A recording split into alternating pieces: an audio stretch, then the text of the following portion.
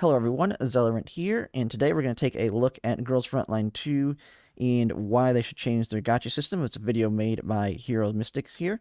I'll go ahead and put a link to the video in the description. He has other videos where he kind of talks about Girls Frontline, the previous one having been kind of thoughts on how they can improve its gameplay from Girls Frontline 2, as well as going in depth on a lot of the story aspects of Girls Frontline 1. But we'll go ahead and see what his thoughts are on the gacha system, because I've kind of stated a lot of times to a lot of people that while I don't like the whole 50-50 system, I actually think Girls Frontline 2 does it fairly decently in terms of the value, depending, regardless of what your spending levels are within the game. But we'll kind of see what his thoughts are on it, and I'll give my thoughts as well as we go through it. So I got a lot of comments on my last video, and surprisingly, just about everyone there had a pretty informed And anyone who isn't pulling for her, you're just crazy. I mean, she's already amazing with the burn team, but yeah, take. there's other big reasons I've you read should pull just for her about as every well. comment. It's why I'm making this video as a follow-up. But to give a brief overview, I talked about Girls Frontline 2's potential being unrealized. During that video, I talked about how even though Girls Frontline 1 is very messy as a game, it has elements about it that made it truly unique, and taking elements from that game could enhance Girls Frontline 2. An example. And I did see his prior video on that, and I do like a lot of the, like, I've never played Girls Frontline 1, but I kind of want to play it. But the biggest thing is when they mentioned the PC client, that I'm kind of waiting for that to see if it's more of an offline mode where it'll be easier to move through it. I do like that you can acquire everything in that game without needing to really go through a gacha system, but it does have its own other kind of gating, which isn't as significant, but it still has its own systems, and that's why I don't like getting into older gacha games, because it just takes so long to catch up in them. I just kind of try and get in the games as soon as they come out. But definitely a great game, and I need to watch more of his videos because he does go into the lore of Girls Frontline 1 as well. Example of this was giving our dolls more customization options through common keys. Going this route Yeah. would also allow the development team to go crazy on maps, since players would have more tools to work with. Yeah, and that's the big thing too. The common keys, I think, are key in really customization. I mean, we had the one thing that I thought was going to be a really good way of showing how you can customize the units. It was a mistranslation, but it is an idea that they could tinker with in the future. And it had to do with the current unit that he was showing within this video, which is Chahua. Originally, her key got mistranslated on one of the, it was one of the spreadsheets when her kit originally came out, that the common key converted all support actions to burn damage. So basically what it sounded like with the common key originally was if you put that common key on someone like Mosin Nagant and you have a V6 Mosin Nagant, now her support actions, rather than doing lightning damage, would do burn damage. Or if you did that on like a physical support action unit. So what really made that cool was, hey, now we can kind of build your burn team around any support action unit. And the biggest one I had thought of was Mosin Nagant, because I thought Mosin Nagant would be crazy in a comp where she could do burn damage, because then you could pair her with Lena's common key, which Lena's common key, if you put that on somebody else like QJ, now she's doing a electric debuff, which then could trigger a Mosin Nagant with a common key that converts her to burn damage, and now you have two. You just have these guys have them ping ponging back and forth on their support actions, and that seemed really cool. So I think that's kind of the idea and direction they can go. We've already seen with some of the kits that there are ways where you can convert damage. I believe Mekti can convert AOE corrosion or AOE damage into corrosion regardless of the unit doing it.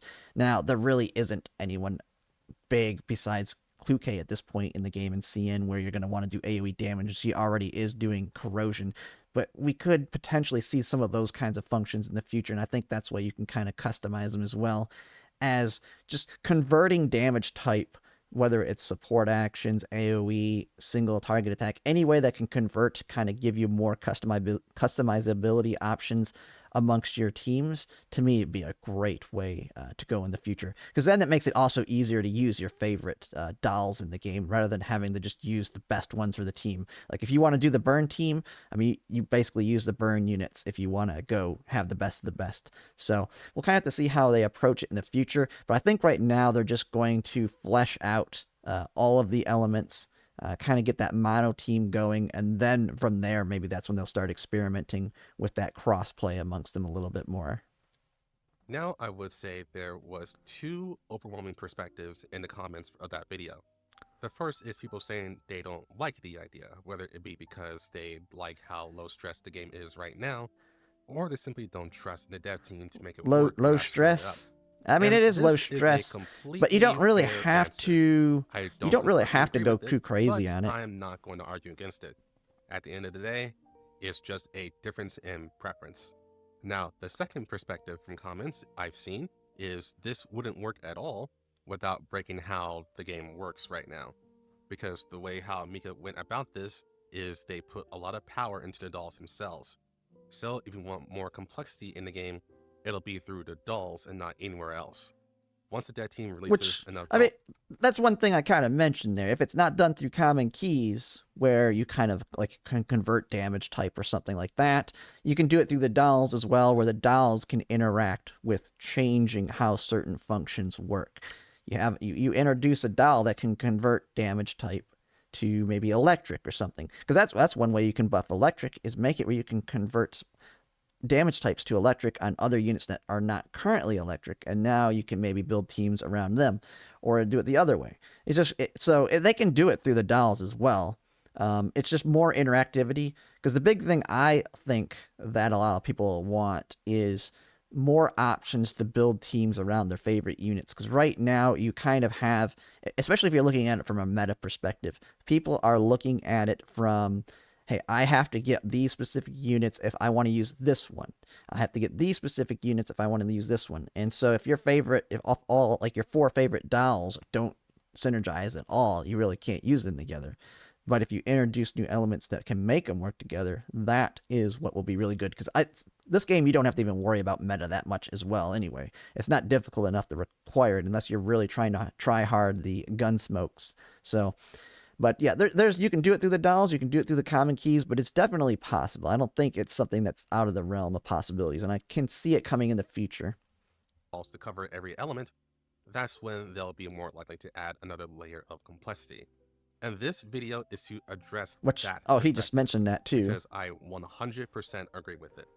As of right now, Yeah. there's too much power within the dolls, but this is with a purpose. If the only way to improve the power of your account is to raise your dolls, then your only real option is to pull on banners. This is a Okay. Yeah. monetization strategy, pure and simple. Now, I'll go on record and say I really hate the gacha system in this game.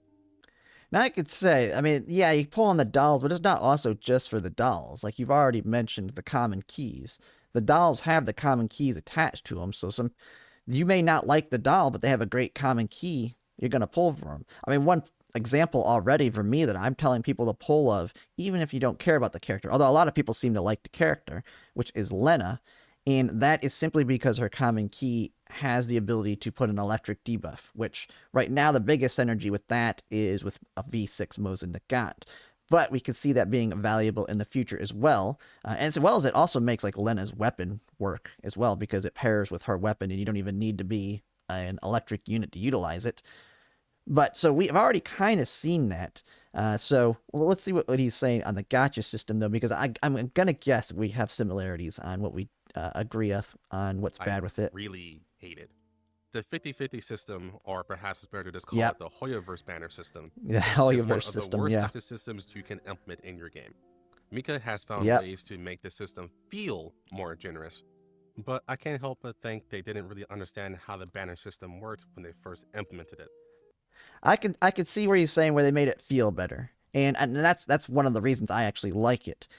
Is because the 50-50 system feels a lot better in this game because the standard units don't suck. Like when I re-rolled for this game, I re-rolled and the account I ended up going with was losing the 50-50 on the Suomi banner. And the reason was I lost the 50-50 for Suomi and got QJ. And QJ was like the biggest unit I wanted, and you could not target the standard units when the game released.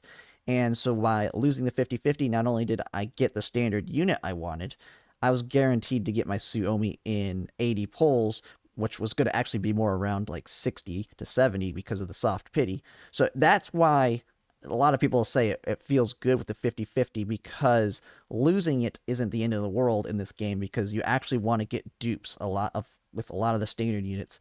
And then with the rate up on the standard banner now, it's become even easier to get them maxed out on dupes. And they're going to be good for a long time. They've already shown they're willing to improve them through the expansion keys. So that's where it kind of makes it feel better. But what's that going to be like in 2 to 3 years? Now we see that they're willing to add people to it. We have Faye that comes out, and Faye looks like she's going to be really good all the way up to V6. But eventually we will have the same problem that we have with all the others, and especially now that we have the rate up standard ability, is once you start V6ing these units, if you lose a 50-50 to a unit that you have V6, Sabrina's already a good example of that. That's a sucky lost 50-50. Like if you lose 50-50 to a Sabrina, a unit you're going to be able to get V6 for free just by doing the weekly boss. That feels terrible to lose to her. Like I'm happy if I lose to a Tololo, a Moza Nagat, or even a Veple, because Veple, the only way you're getting her is through lost 50-50s. I don't think anybody's going to target her ones, because her dupes are not really needed to really utilize her. So we have to see how they approach it in the future. There's other games that I find do it quite well, that want to have that 50-50 system. And he'll probably get into it in this, I'm guessing, but like Sword of Convalaria, which is the other game I was playing before I came into this, and I'm still continuing to play, is it has a 50-50 system, but all units after their debut banner get put into that standard pool. So losing a 50-50 can end up being any one of the prior units that came out. So you can actually get pleasantly surprised with a unit that you wanted but maybe didn't pull for or didn't have the pulls for. But it still has its negatives, because as that pool starts getting larger and larger, you still have units that you can end up pulling that you don't like, and so losing the 50-50 still sucks. And so there's all kinds of ways you can improve on it. But yeah, the 50-50 system definitely does kind of suck, but it's part of being, like, it seems to be the most popular nowadays, so it just seems like if they can fine-tune it, improve it to make it where losing the 50-50 isn't the end of the world, I think that is the approach that you can kind of go with it. But I have my own thoughts on how they can improve it where you still have that system and it's really, really good, because there's ways that you can do it without having it where you never feel bad about losing a 50-50. There are ways to do that. I'm pretty sure at this point everyone knows the system was popularized by HoYoverse, beginning with Yep. Genshin Impact. They made a ton of money off this system. I But can't there remember was if my an original ones I insurmountable played circumstance had that made anything this like work. it. Genshin lost in 2020, the same year when the entire world couldn't go outside for 2 years. Yeah, I This never by played itself Genshin, allowed Genshin so Impact to boom in it's kind of popularity and funny. But then profits. again, I never left This my house isn't the before only reason COVID why the either. game was successful, but I would argue HoYoverse would not have become mainstream if it were not for this timing. All of this to say is HoYoverse's Gacha system is inherently bad, but it doesn't matter when literally millions of people are playing your game. Yeah, It's pretty and easy to see Girls Frontline 2 does not happen. yeah, that is the problem. I mean, that's why you don't see them improving on their system at all with the Hoyoverse games. You see specifically with Genshin it happen a lot. Like the one thing I like about Girls Frontline, like he's already mentioned, they make it feel better. But also one of the things is I feel like no matter what level of a spender you are, whether you're free to play, light spender, medium spender, heavy spender, Leviathan level spending in Girls Frontline, I feel like you're getting a way better value than you'll ever get in a Hoyoverse game. And that is just because they actually have a decent. I mean, it depends on them. A lot of people don't like having to spend in these games, but the packs in Girls Frontline 2 have significantly more value in terms of the pull level versus a game like Hoyo where you get the one top up a year and that's it. And then if you have a character that comes out halfway through the year that you really want and you don't have the pulls, now you're having to pay like what $2.50 a pull. Well, in Girls Frontline they have kind of packs that hover around a dollar a pull, which I know for a lot of people that still sucks. I mean that's just the monetization of Gacha, but it makes it a little bit better in that aspect that it's a little bit more fair amongst the group. But the one thing I am noticing, and this is one bad thing about the 50-50 system, is the bell curve of a person's account. You're basically, if you have two free to plays, like now that I've done some account reviews on some people's accounts, your bottom 10% of polls the bottom 10% of luck versus your top 10% of luck are vastly different on that bell curve when it comes to a person's account. So if you're free to play, you could have someone that has like absolutely nothing a year into the game because they lose every 50-50. They always go to max pity. And then at the top of that bell curve, you have someone that's free to play, but you might think they've been spending money because they've won every 50-50. They've gotten half their characters early on the banners.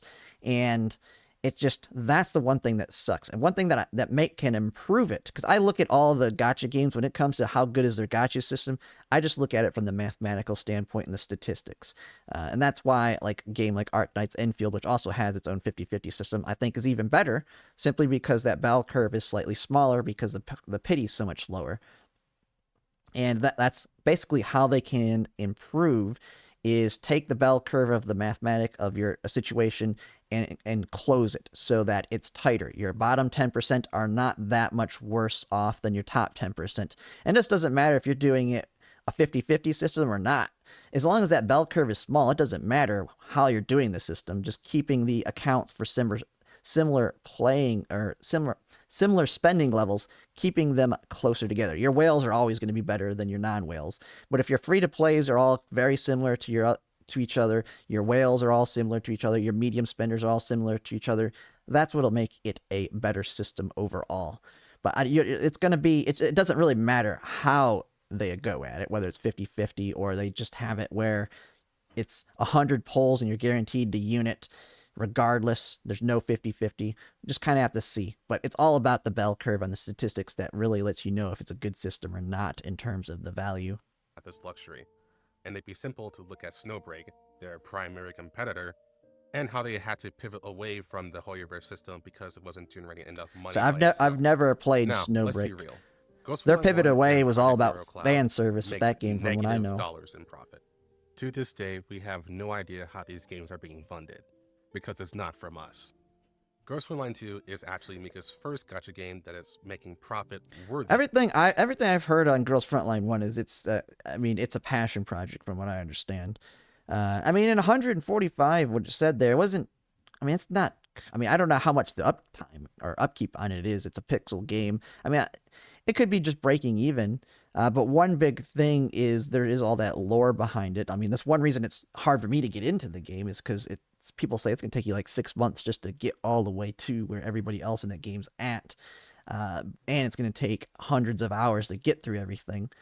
But I don't know how much maintenance there is in that level of the game. But I haven't ever played it, so I can't really have a say on it.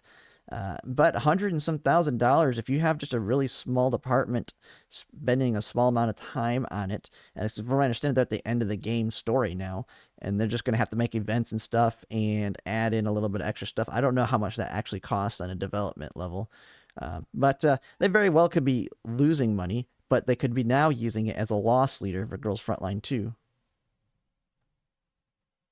And we'll continue that.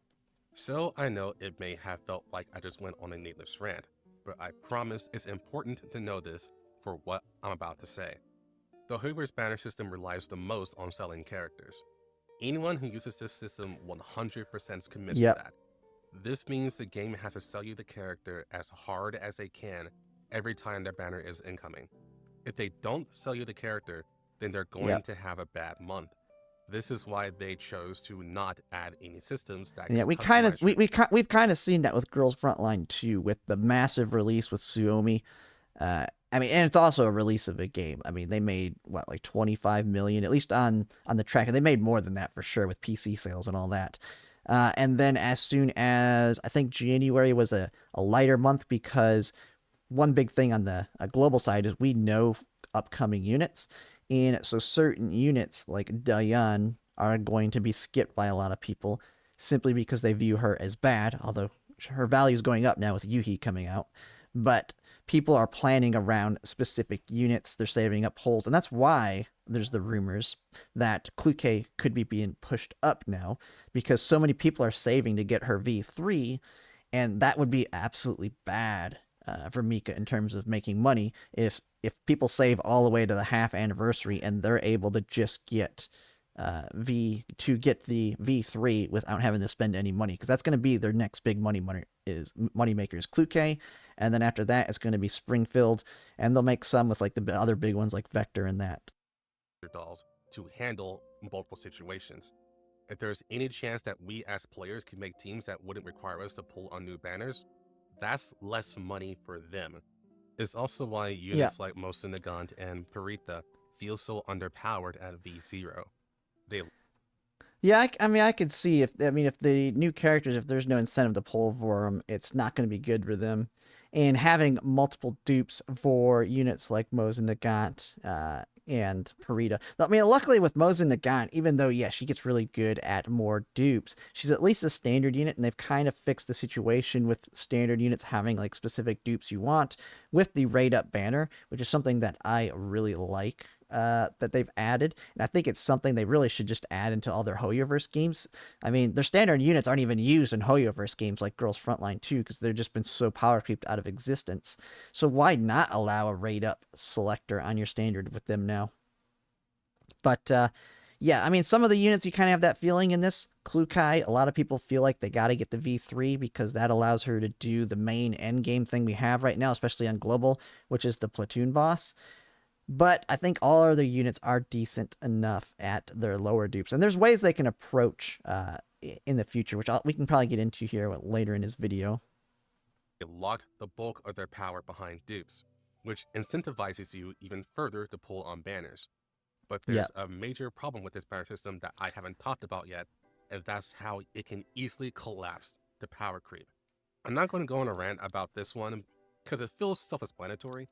If you are truly interested in learning more about it, then just look up the many videos on what people are dealing with right now in Honkai Star Rail and Zenless Zone 0. Yeah, Honkai Star. I thought that on. I mean, that's the biggest one right now, and this was made, I think, before they like Hoyoverse has even acknowledged it at this point that the power creep has been kind of insane, and they're actually going to be looking to somehow buff the older units. We'll have to see how they approach that because Hoyoverse is not the best at approaching their quality of life as quickly unless they have a monetary incentive to do it. I mean that's just any game. If they're making enough money that who cares? If your players are paying regardless, then why put in these quality of lives? Because it's only going to lose you money. I mean, Genshin Impact's that situation. I mean, they'd make so much money on Genshin Impact, they don't really invest in improving it. Versus like Zenless Zone 0, they had a lot of negative feedback, and they weren't making as much money. And so they've added and completely changed a lot of their systems in the game, which has now made Zenless Zone 0 start making a decent amount of money. But the only way you're getting some of those things with these bigger games is a monetary incentive for them to do so. Why this is not as much of a problem in other types of gacha systems is because the unit is not the star of the show. Fire Emblem Heroes is a great example of this. Power creep is never played this game. Extremely rampant in that game, yet it consistently makes millions of dollars each month for the past 8 years.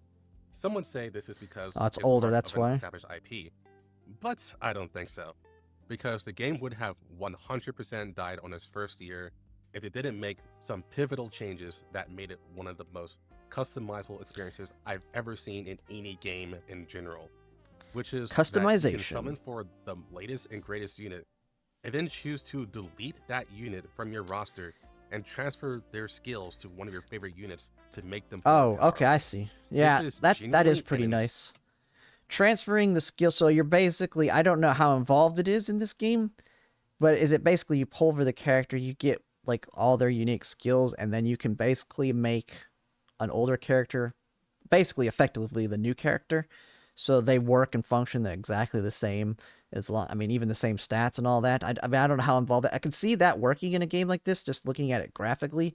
The biggest thing, and I like the idea with something like that with Girls Frontline. That's the one reason that I'm pulling for Klukai is I like the character. I mean, I know she is a meta unit, but I really like her aesthetic. Like I've told people on stream and stuff before, I'd pull for Klukai with pretty much anyone's kit in the game on Girls Frontline right now.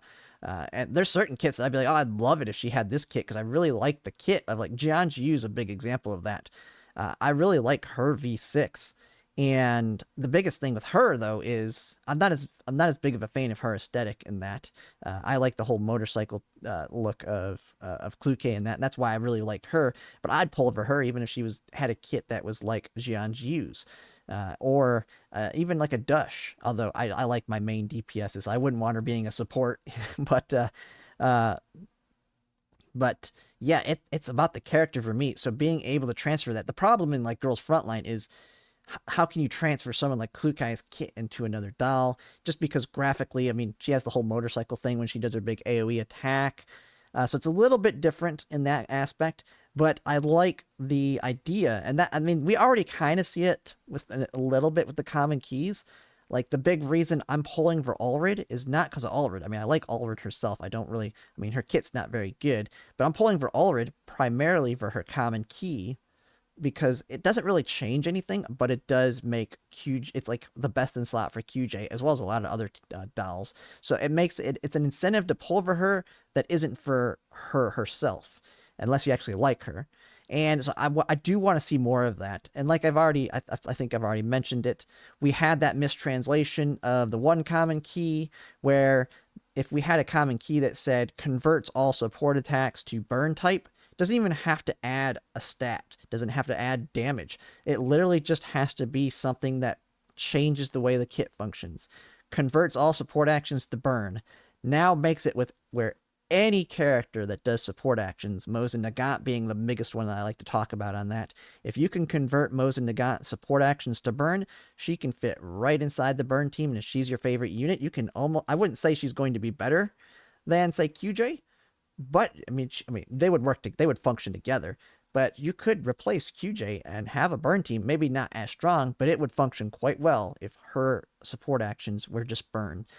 But so we can see a little bit in the future, I think, with common keys or even characters that convert how a character works. We see a little bit of how they could approach that with Mechty. I believe Mechty's kit has it where she can convert AoE damage to corrosion. Now, Kluke's the best AoE, and she already does corrosion, so it's kind of not necessary. But imagine a character in the future that is a support that converts something to electric. And now you can have anybody that can do electric damage that now can work and evolve and make the electric team better. Uh, Same thing with the common key making support actions burn. You can do that with all the elements or damage types or whether it's AoE, single target. There's all kinds of approaches they can do where the character's kits will stay unique to themselves, but they have common keys that can evolve and kind of make some crazy combos with other characters within the game, and so that they can function outside of what they primarily were built around originally. Sane idea, but it worked. Because it turns out many players would rather build up their favorites and Yeah, stretch the I mean bonus that's tree out as true. far as they possibly I mean can, that's the thing instead of chasing with for a new and shiny Honkai toy. Star Rail. So I instead of want to building out build your up my walls to get new Acheron, units, but I you mean, instead do even though so to E2 is get a huge a new power and jump more for her, powerful it just doesn't skill. feel worth it for me at this This point. 100% does not work under a Hoyoverse model. You would not Yeah. get the supplies to make this work. So, Fire Emblem Heroes enjoys banners that have I relatively mean, high rates. it's, it can work in a 50-50 system. I'm kind of confused on that. I mean, you can still have it. Maybe you're just saying you're not going to be able to pull enough characters. Maybe they give you a crap ton of characters in this game to really do that.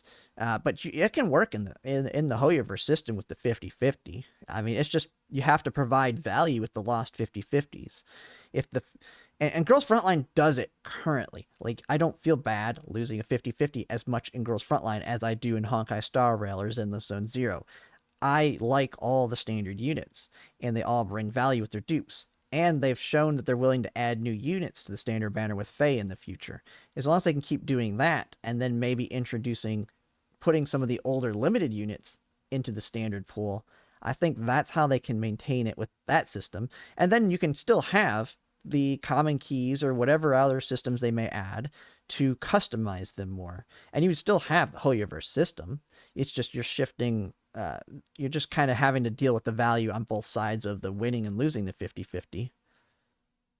And they give out free units regularly. And to those who actually play Fire Emblem Heroes, Yeah, I know. They screwed up in recent years when they started making abilities that would be locked to new units. But it doesn't change the fact that players Locking them have to the chosen to units. spend I'm tons. guessing I'm guessing there's probably been some drama around that in this game. And that is one reason why we see with games like on the top. So Hoyoverse games like Genshin Impact, Honkai Star Rail, and ZZZ, they are afraid to introduce some of those niceties. The biggest thing I'll mention is how like Girls Frontline has in their shop all the like the good value, whatever you want to call it, good value, they're higher value packs in the shop that you can buy that reset every month, or not every month, or every patch. Hoyoverse could do that as well, and I think that could potentially make them more money. But the reason they're not going to introduce things like that is because if it backfires, meaning maybe they lose more money because they've added too much value, they can't just take it away. Once you give them that nice thing, it's really hard to take away that nice thing.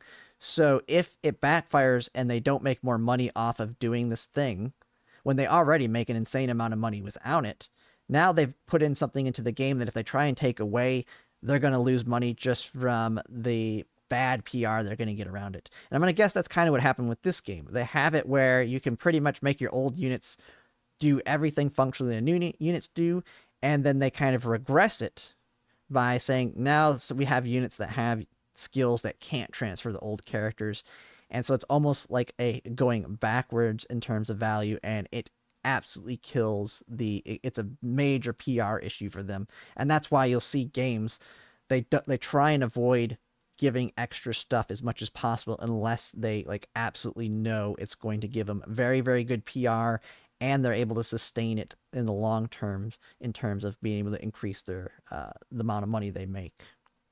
And tons of money to keep their favorite units relevant throughout the meta. Girls Frontline 2 does not have this luxury. If they release a unit that power creeps the roster, you effectively obliterated the game. Because now the game's found. Well, I mean, like I said, you can they're approaching it in a way to semi target it with the expansion keys, and there's ways they can approach it to prevent that, even with power creep. But Has to be it adjusted definitely to account makes for it. that, which in Yeah, you have turn to creates adjust a hurdle everyone. that older units have to overcome. Suomi at V1 was the first instance of this. She undoubtedly Suomi was all healers. Yeah. Yeah, Kai I mean Suomi was insane, and there's a reason they gave us her right off the bat. And why is the screen black here? But Suomi gave us a at the global start, made us avoid the difficulty that CN had of having to deal with just using like Cold Fiend in that to do all of the story and stuff while you're lower levels. Like Suomi made it where you could pretty much auto everything, which from what I understand you could not do in CN. Because Suomi's just so tanky with her shields, even when we were lower levels. So, yeah, she was definitely a massive power creep in the sustain. But we've even seen Suomi still the best sustain in the game in CN, but she's falling off because you don't need her level of sustain.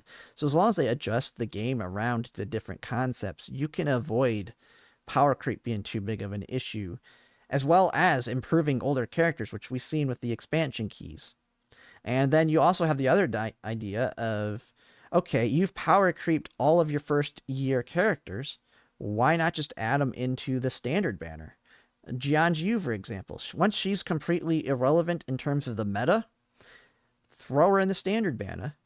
And now you have someone like Moza Nagat, who, yeah, they suck or they're not very good at V0, V1, V2, or whatever, but you can specifically target them in the standard banner, and now you can get a Jianjiu V6.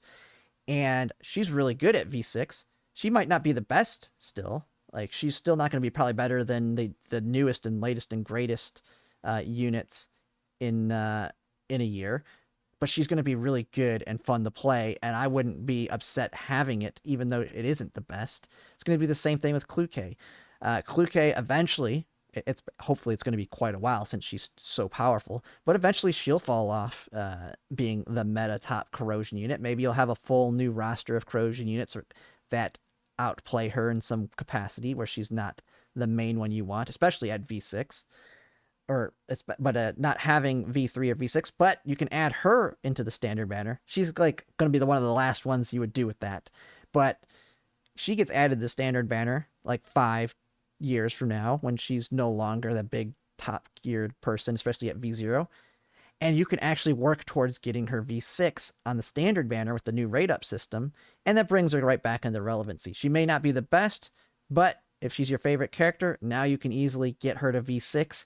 And like we already know, V6 Kluke is going to be relevant for like forever. It's going to be really hard to completely power creep her unless you just straight up increase the percentage on damage types and numbers and stuff and increase the HP of enemies significantly, which we'll probably see, but it's going to be a long time till like that's completely irrelevant and no longer usable. And so there are ways to approach it when it comes to the power creep. Just make it easier to get those characters when they are no longer on the top. I want to do the same thing for DPS. The only saving grace is you have to get her to V6, but she still obliterates the game's balance regardless. When the dev team finally starts to make content that... Yeah, I mean, I do see that too with her V6. The reason you don't pull V6 for anybody else before her or after her until Springfield is because if you're going to pull anyone V6 and you care about meta, you get Kluke. And it's actually kind of now, I'd say Springfield over Kluke. If you're going to pull V6 between Kluke or Springfield, I'd get Springfield over Kluke now. And but that's V6. That's for crazy people. Or people like me that spend a decent amount of money. Your average person shouldn't even be targeting that. Until, like I said, if they want to, when they get power creeped from their V0 and V1, add them to the standard banner so that you can work towards their V6s. And then if the power creep character, like if the character that power creeps them is about equal to their V6, then you're almost in a good spot there because you can either get the old character to V6 through the standard banner rate ups, or you can get the new character, 1 or 2 copies of them, and they're equal to them. And then you can slowly power creep the game through time at that point. And you're not really going to have issues after that, at least not until you get to like the 10-year mark, where you just have so many units. I mean, your oldest units, it's really tough to keep your oldest units relevant if you have to slowly do power creep over the course of 10 plus years, like some games are doing. At that point, it's just the nature of a gacha game. It's either the game dies or they have to do that in order to keep incentivizing people to spend. But like I said, they can still make old characters relevant through systems like the common keys or other ways to make them work well with new characters while you still have the incentive to spend money to pull on the new stuff. That will challenge a V6 Fukai, everyone else is going to suffer. Yeah. Personally, I can only hope Mika Springfield challenges her for sure. They need to reset the power scale and then add more subsystems to put less emphasis on pulling on banners and getting dupes. I played too many gacha games to know where this is going, and I don't think a new difficulty mode is going to solve this problem. Fortunately, I have been playing the Chinese... Well, new difficulty may solve a little bit. I mean, it makes characters that... Because right now the game's a DPS check. And, I mean, that's the biggest thing. That's the biggest negative. It's a DPS check. You don't really even need your sustains. And that's why Suomi's falling off. Make it where you need to paralyze units in order to reduce incoming damage. Because if you don't paralyze them and reduce that incoming damage, you're going to wipe. Or maybe you need to stop their movement, because if you can't slow them down like with ice units, they're going to come in and wreck your team rather than just having one big boss. If you make CC relevant, the CC units become more relevant. If you make it where you have really, really hard hitting units that can't be CC'd, maybe you need Suomi, and now you made Suomi relevant again. Or make it where someone does a lot of HP type damage that can pierce shields, reduces people's HP, and now you're needing to have someone that can do a lot of HP sustain healing or something to that capacity. There's ways to make it where all the units are relevant in their own capacity, even if they're not the top DPS. And then that's how you can also bring value to other things. Like I always like to go back to Lena's common key, where now you can have that customizability with her common key to potentially add paralyzing a unit to a non-lightning team. You just need more stuff like that in the game, and more needs for that kind of stuff. So right now there isn't as much of a need, and that's why Lena is rated so low. As soon as you need to start CCing a lot of enemies, she's going to be brought up to the top again. Version, and I can say up front that Mika is in an experimental phase right now. They are definitely trying new things. There's a permanent game mode in Yeah. there that may Oh, actually this be is this better is than the Tarkov normal mode. game itself. I am looking forward to Tarkov mode. I think that's what this is, where it's not where you're actually like just walking around. I haven't seen enough into it how it works, but it definitely looks really cool. And one thing I really am liking on Girls Frontline is their mini games, especially with the events. They're by far the best mini games in a game for me at least. I don't know. I haven't played like every Gacha game. I'm not that. I haven't played like Nikkei or any of these other ones. I've only started really playing again back when Honkai Star Rail came out. But Honkai Star Rail's mini games at this point are just a holy crap. They take too much time, and I'm having to. It's just I'm just trying to get through them. I'm not playing them for fun. While with Girls Frontline, like this last one, Vampire Survivors, really fun. And if you don't even care for it too much, it's very easy to blow through it really quickly. And even then, even if you don't want to do it, there's nothing in it that says I have to do it. You lose out on a few polls or that. But the mini game overall is just fun. And that's been like all of them. And so the only thing is now making them more permanent. Like add that Vampire Survivors as like a permanent mode. But now you can use any of your dolls. They all have their own abilities and then really expand on that mode. I mean, look how they've expanded on the actual game Vampire Survivors. You could like legit implement that as a full game within this game and make it can give you an incentive to pull characters too. Hey, the character may not be as good in the main story type gameplay thing, but they have this ability for the Vampire Survivors mode in Girls Frontline, and they can do this, this, and this. Or they can have like this Tarkov mode. I haven't looked heavily enough into it, but whatever they bring to that. So there, and then they had like that Monopoly one. The Monopoly one was pretty cool.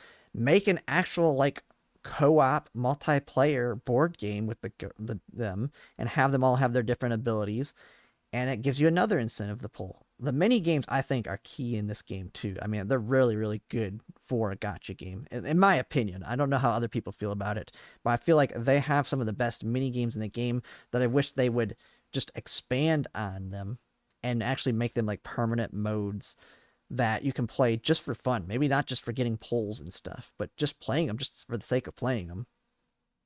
And it's already incentivizing you to have a diverse roster. That said, it Yeah. still feels pretty undercooked and needs more time. I I don't think they've think Vita reworked it is a little bit totally clueless about the recently. state of the game right now. They are trying to expand the repertoire while attempting to maintain the accessibility that comes from the main campaign. The upcoming update is also going to be a big quality of life patch, and Yeah. we're getting these a lot sooner than when China got it. Oh yeah, for sure. And I mean, I think this video was made before the last one CN got, but they just got loadouts. And this is one thing I've been saying in all my videos where I talk about it. Make sure in anything they do questionnaire of what do you want to see within Girls Frontline on the global side, make sure you say you want the loadout system. We need to get that in global ASAP because it is amazing from everything I've seen on it. It will make doing like min-maxing platoon bosses and stuff so much more less tedious having to swap out weapons and attachments and all that. But yeah, they are definitely understanding to give global that stuff as soon as possible. They gave us a standard rate up banner right away. That's amazing. They gave us a lot of other quality of life stuff. They've pretty much everything that I saw heavy feedback on in the game for global was given out on this last patch. So they are definitely taking that into consideration. So just make sure they are looking at feedback. So make sure to give them whatever you need to in terms of what you want to see within the game. So, speaking as an optimist, they do seem to have a pulse on the community. It may just be a matter of waiting and seeing what they cook up, but regardless, I do think it would be cause for mass celebration if they revamp their banner system once they got all their ducks in a row. But that's just me. Now I'm interested in seeing what you guys have to say. Do you think the banner system is bad for Girls Frontline 2? Or is it fine and it's just a matter of giving the devs more time? I would love to know your opinion on that. And for Okay. those wondering, yes, I am still working on the next episode for the Girls Frontline 1 summary series. I'm hoping it'll be done either. Okay. Overall, good video. I think I agree with most stuff. I mean, I think it's just a lot of people really hate the 50-50 system, which I agree to a certain extent. And a lot of the problems with the 50-50, I brought it up at the beginning of the video, is you have a bell curve of where you fall in terms of your luck when you're polling.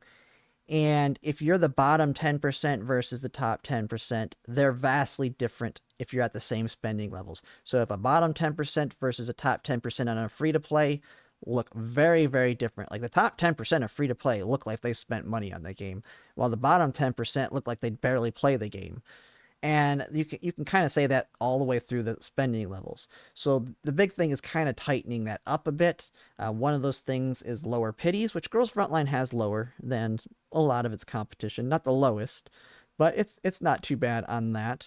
But then there's also the part of when you do lose a 50-50, you do not want it to be like just straight up bad. Like you don't want to like in Honkai Star Rail, for example, if you lose a 50-50, you're not going to get any value out of that. Nobody wants any of the standard units in Honkai Star Rail. It's different in Girls Frontline in that all of the standard units are actually still good. There's some that suck to get still. Like Sabrina's a bad one to get, not because she's bad, but we're getting all her dupes for free. Vetblaze doesn't really need her dupes. She's a good unit, but her dupes don't really provide any extra as much. So hers kind of suck as well. But the only way you're getting her dupes is through lost 50-50s. I don't think anyone's going to be targeting that. But they have ways to improve it. One of them is adding new units, Fae. The other one is once you do fully power creep older units. So once you start seeing all our 1.0 characters, or what do you want to call them, our first wave of characters, so everyone that came out in CN before Cluke, maybe once we get to the next big meta level character, so we had Cluke, we had Springfield, they'll probably have the next big character come out maybe on their 1.5 anniversary. Maybe once that character comes out, start adding older units that to the standard banner. And that way, yeah, at V0, maybe they're not the best anymore, but now if you can work on getting them up to V6, so Jianqiu, you can work on getting her to V6 because she's on the standard banner now. Adding Lena to the standard banner. Like, these old units at V6 or even V2, V3, V4 are really, really good. And since you can target them with the rate up banner on the standard banner, you've brought new life into those characters, even though they're completely power crept. And it's still under the 50-50 system. And so if you pull and you lose the 50-50 on, say, a new character a year or two from now, and you end up getting a copy of Lena, or you get a copy of Jianji, or you get a copy of any of the characters that are older, you're not going to be completely disappointed because they still have value to you in the extent of the game. So I can see why people don't want it, but I feel like there are ways to make it not completely terrible. Because I mean, that is one thing. I mean, if they didn't have any of the gambling aspects in the game, some of the gachas wouldn't have the audience that they do. Because you could have it in a system where there is no polling. It's just, hey, this character costs 15,000 of whatever our currency is, or you can just spend $30-$40 and you get them outright. There is no polling. And I think if they did something like that, a lot of gacha games would lose their audiences because a lot of people, some of it is an addiction, but a lot of people like that gambling aspect of it. And the nice thing is, and this is one thing you'll see other people mention with gacha games, it's not like a normal casino where you can chase losses. You can't lose, like you don't lose money and then you're trying to get that money back by just keep doing it over and over and over. The worst case scenarios for addicts, I would say in this, is you got to get their V6 and you spend $1,000-$2,000 getting it, which is, it sucks, but it's not as bad as you lost $1,000 and now you spent 20,000 trying to get it back. So it is kind of one of those systems that I think the audience, it wouldn't have the audience it has if it didn't have a gacha system to a certain extent.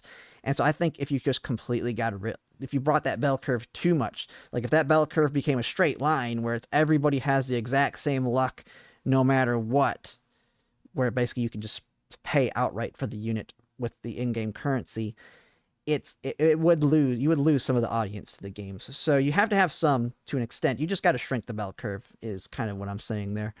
But yeah, overall, a great video. I pretty much agree with everything. I just think some of the approaches, I think you can still utilize a lot of the systems. You just got to approach them a lot different.